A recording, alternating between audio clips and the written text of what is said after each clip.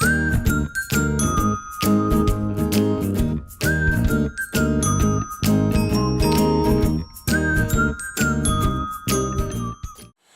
everyone, thank you for joining me. I'm out at the cabin today doing a little work inside, trying to finish up the inside chinking. The weather finally broke here, it's not too bad. I'd like to do a challenge video today. I was tagged in a video by MTrunk 85 and I sent a shout out to him.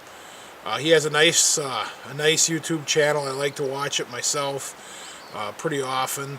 I'll leave a link in the description below. You can check out his channel, check out his latest video, and you can check out the video he posted on this challenge. And what the challenge is, it's picking 3 knives, the everyday carry knife, your oldest knife, and your favorite knife. Well, I actually have quite a few knives, so it's not all that easy to choose, but I do have knives that I use very often, and they really are my favorites, my everyday carry, and one has quite a bit of sentimental value, so I'll show you those today. But anyway, let's take a look at these knives. Alright, the first knife I'm going to do today, we'll take a look at, is my everyday carry knife. I'll be honest, I'm not a folding knife guy. I don't care for folding knives all that much. The convenience of them is good for the pocket.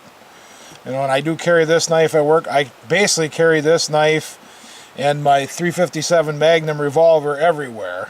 This is the tool for getting the job done, and the revolver, of course, is for self-defense. But this knife is a fairly cheap knife. I actually got it free. It's a Milwaukee Tools Fastback. I have no idea who made it for them. There's really no markings on it. It's more of a tool, I guess, than a knife, but I've had it for probably 10 years. I got it from a case or a box package kit, I don't know, whatever you call it, of drills, cordless drills. There were 2 cordless drills, 2 batteries, a charger, and then this knife. It came as a package deal. So I didn't think much of it when I got it at first one. I started carrying it, and it turns out, you know, it's a pretty good little knife. And like I said, because I do a lot of bushcrafting and building and stuff like that, folding knives don't last. I've broken umpteen number of buck knives back in the day when I was a kid. I've destroyed how many, I don't know, other pocket knives, and this knife actually has lasted me the best. Like I said, I've had it 10 years. It's fairly sharp. It's not hard to sharpen. You can see it's got a lot of wear, a lot of carry wear, and a lot of sharpening, a lot of time sharpened, and you know, the serrated edge is almost gone. I can't get that sharp anymore. I do try to sharpen that with a file, a round file. And I can see now it needs it again, but I do carry this with me at work all the time. I use it all the time, and it's actually a pretty decent knife.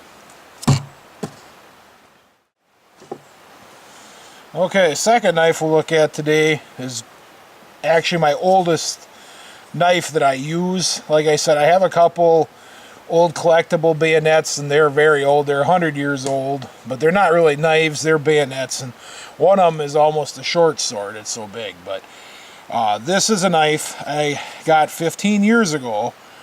Well, maybe more than that. My good friend of mine got married, and I stood up at his wedding, and this was a knife he gave me as best man, as a gift. And what it is, of course, it's a hunting knife. It's a hollow grind. It's a Brooks Range knife, and I've looked these up, and they're about $100. This knife I use deer hunting all the time, every fall. As a matter of fact, I usually keep it in my backpack, so it doesn't get used every weekend, but it certainly doesn't get used every day like the cheapy Milwaukee Fastback. But this is a pretty quality knife, and it has a lot of sentimental value. So a good friend of mine gave it to me, and of course he's like myself. He believes more in function than form. And like I said, there are much more expensive and better handmade knives, but this is a pretty decent little hunting knife. Hollow grind, it's easy to sharpen, and I can even put a link in the description. You can still get a knife very similar to this, but no, this is a pretty quality little knife.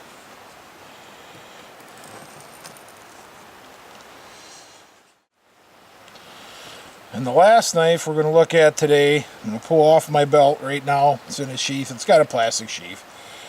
It is a Mora. Of course, everybody, I hope most bushcrafters are familiar with Mora knives. They're made in Sweden. This is a stainless steel. Geez, I don't even remember the model. I've had half a dozen Mora knives. I still have a couple. This is the one I like the best.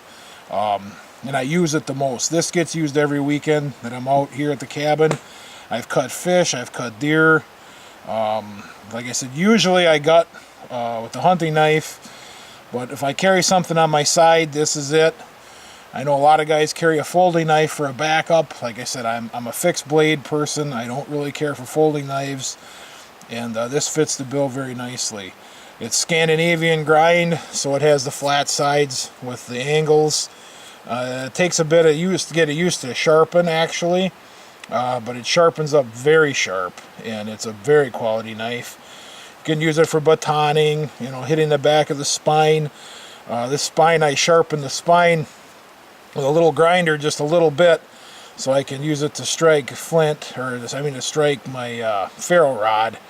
And I got it as a gift for Christmas one year, and I've used it a lot. I've used it quite a bit ever since. As a matter of fact, there's a little bit of carry wear on it even. Stainless. The Mora is almost rubbed out of it. So, but yeah, that's a good knife. I'll leave links in the description below, and you can look them up if you want. So, but there we have it. 3 knives, and 3 knives that I use quite often. So, I'd like to thank you for watching. Check out MTrunk 85's channel, and you can check out my building videos on the cabin site. We'll see you again soon.